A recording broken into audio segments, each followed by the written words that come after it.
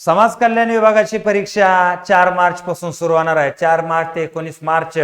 आणि त्याचं जे शेड्यूल आहे ते आपल्या टेलिग्रामवरती टाकलेलं आहे. टेलिग्राम चॅनल जॉईन करा, डिस्क्रिप्शन मध्ये दिलेलं आहे. तिथं तुम्हाला A to Z गोष्टी प्राप्त होतात. हा मुद्दा लक्षात घ्या. आता आपला विषय आजचा काय आहे की आजपासून एक 25 दिवस तुमच्या हातामध्ये आहेत आणि 25 दिवसामध्ये 4 विषय आहेत आणि 4 विषयामध्ये असे कोणकोणते चॅप्टर आहेत जे फोकस केल्यानंतर तुमचा स्कोर जो आहे हा स्कोर नेहमी लक्षात ठेवा की 180च्या वर स्कोर राहिला तर ह्या अशा परीक्षा पास होणं पॉसिबल आहे. बरोबर आहे ना. त्याच्यामुळं जागा जरी भरपूर निघत असेल तरी कॉम्पिटिशन आणि अभ्यास सुद्धा विद्यार्थ्यांचा भरपूर आहे. का तर काल परवा झालेली कंबाईनची परीक्षा आणि त्यानंतर विद्यार्थ्यांचे आलेले स्कोर पाहता अभ्यासाची गरज आहे. म्हणून आज आपण असे काय मुद्दे आहेत, चॅप्टर आहेत ते बघणार आहोत की त्याचा तुम्ही जर अभ्यास प्रॉपर केला तर तुम्हाला हे 180 प्लसचा आकडा गाठणं सहज लेवलला म्हणजे पॉसिबल होऊ शकतं. तर एकही मिनिट याला स्किप करू नका. का तर तुमच्या केलेल्या अभ्यासातनच आपण पाहणार आहोत, वेगळं काय करायची गरज नाही. तर मुद्दा तुम्हाला सांगतो की फोकस कोणते चॅप्टर करायचे ह्या चॅप्टरच्या संदर्भात आपण बॅच बनवलेली आहे. फक्त 999 ला आहे. GS बाय उत्तम गोरे ऍप डाउनलोड करा आणि तिथं सरळ सेवा कॉलम मध्ये ही बॅच घ्या. गुट्टे मॅडम आहे, मी आहे, आवंतकर सर आहेत, म्हणजे भरपूर मोठी टीम आहे. Sharad sir, Mangesh sir, Ruturaj sir. आणि इथं पूर्ण अभ्यास करून या ठिकाणी आतापर्यंत आपण ते बनवलेलं आहे. त्याचाही तुम्हाला जबरदस्त बेनिफिट होईल आणि 25 दिवसामध्ये ते जे मी सांगतोय चॅप्टर ते नक्कीच तुमचे तिथं पूर्ण होतील. असो, परंतु तुम्ही तुमचा जो अभ्यास करताय त्यामध्ये नेमकं हे कसं केलं पाहिजे ते आता आपण बघूयात. आता ही परीक्षा आहे की मराठी आहे, इंग्रजी आहे, सामान्य ज्ञान 25 25 25 25 असा 100 प्रश्नाचा 200 मार्काचा 120 मिनिटात 2 तासात तुम्हाला पेपर पूर्ण करायचा आहे. टायमिंगचा इश्यू इथं तुम्हाला येत नाही, वेळेत तुम्हाला हे सगळं पूर्ण होतं. आता एक मुद्दा जर आपण पाहायचं झाला तर तुम्ही आउट ऑफ मार्क इथं कुठं कुठं घेऊ शकता. तर 25 इथं बुद्धिमत्तेला तुम्हाला 25च्या 25 प्रश्न सोडवणं अवघड नाही जर मी म्हणतोय त्या मेथडनं तुम्ही गेला तर.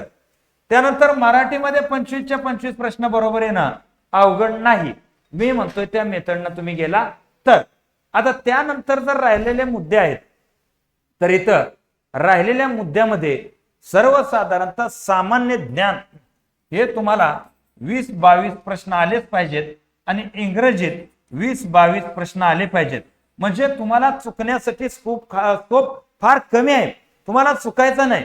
आता इथं तुम्हाला मी मराठी आणि इंग्रजीचे 2 मुद्दे सांगतो, ते 2 मुद्दे तुम्हाला फोकस करायचे आहेत जेणेकरून मराठीमध्येही तो स्कोर येणार आहे 25 पैकी 25, पण इंग्रजीमध्ये 20-22 कुठे गेला नाही.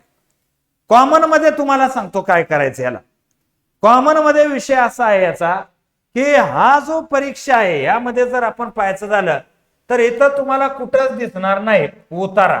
म्हणजे उतारा जर आला तर इथं 5 प्रश्न तिथं तुम्हाला सहजरित्या जमले असते, पण मराठी आणि इंग्रजीमध्ये उतारा इथं टाकलेला नाही.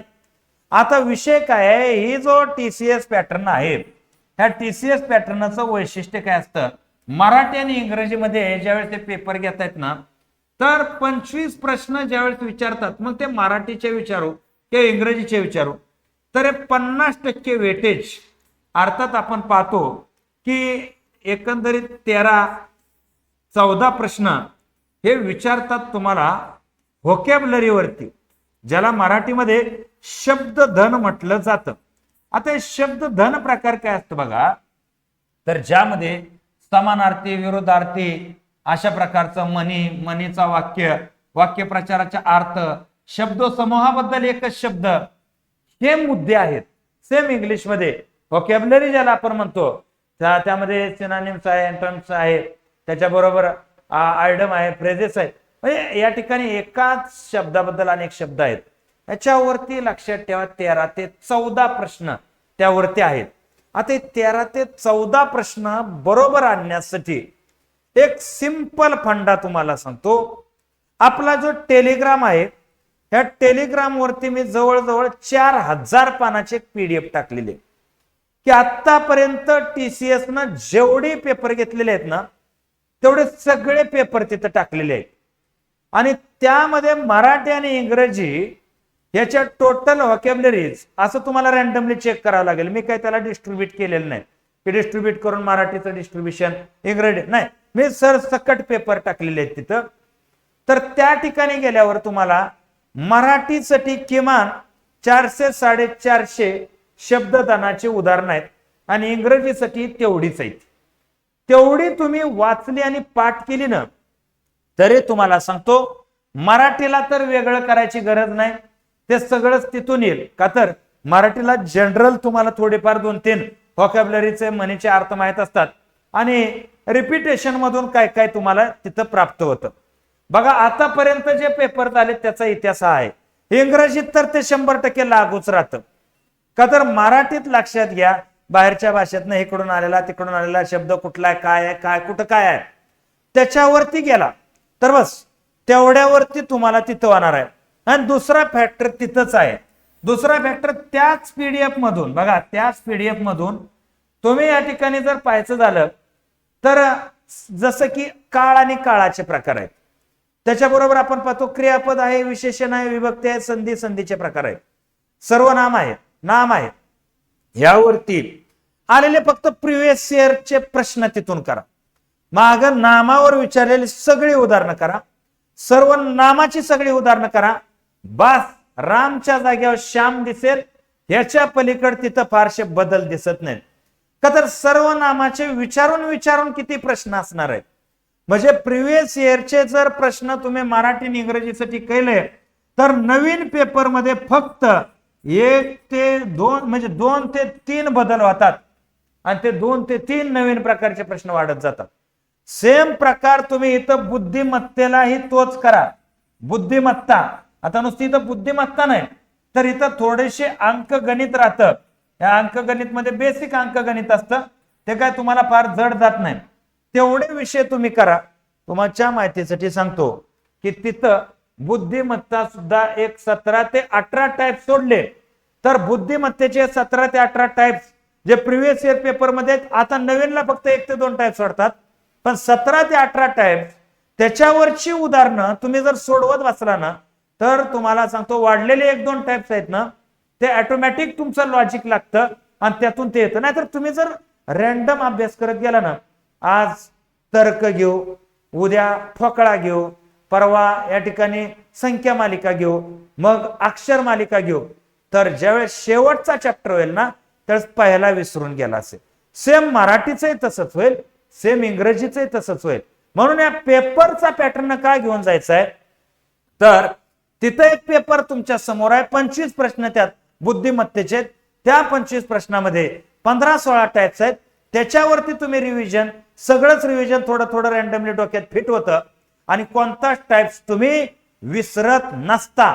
हा मुद्दा इथं लक्षात ठेवा. समाज कल्याण खूप चांगली पोस्ट आहे, लक्षात ठेवा. आता राहिलं सामान्य ज्ञान. आता त्यात माहितीचा अधिकार आहे, संगणक माहिती तंत्रज्ञान आहे, त्यानंतर जीएसटीचा कायदा आहे. हे आपण सगळं कव्हर केलेलंच आहे बॅच मध्ये. चालू घडामोडी येत्या. आता हे तर तुम्हा आपल्या युट्यूबला जा, माहितीचा अधिनियम बघा, तेवढ्यात होऊन जाईल. त्याच्याबरोबर आपण पाहतो संगणकचे लेक्चर आहे ते तिथं होऊन जाईल.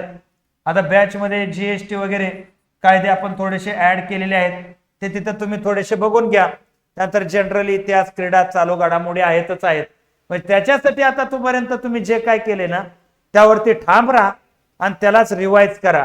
का तर सामान्य ज्ञानचे प्रश्न रिपीट व्हायची शक्यता अत्यंत कमी असते आणि म्हणून पेपरमध्ये नाविन्य टिकत असतं. हा विषय इथं लक्षात घ्या. आणि हे सगळं एकत्रित फक्त तुम्हाला सांगतो या बॅच मधनं पूर्ण करून घ्या. इथं सुद्धा तुम्हाला एकदम खतरनाक लेवलचा या ठिकाणी बेनिफिट होऊ शकतो. लक्षात येते तर ठीक आहे. एवढंच मला सांगायचं होतं, तेवढं तुम्हाला कळलं असावं. आणि ह्याची टेस्ट सुद्धा आहे. ही टेस्ट जॉईन करा. 10 टेस्ट आहेत आणि 10 टेस्ट मला वाटतं त्याची काहीतरी 199 रुपये फीज आहे. आणि प्रॉपर सोडवून बघा तुमचा अभ्यास किती झालाय ते तिथं कळून जाईल. चालेल तर या ठिकाणी मी थांबतो. जय हिंद, जय महाराष्ट्र.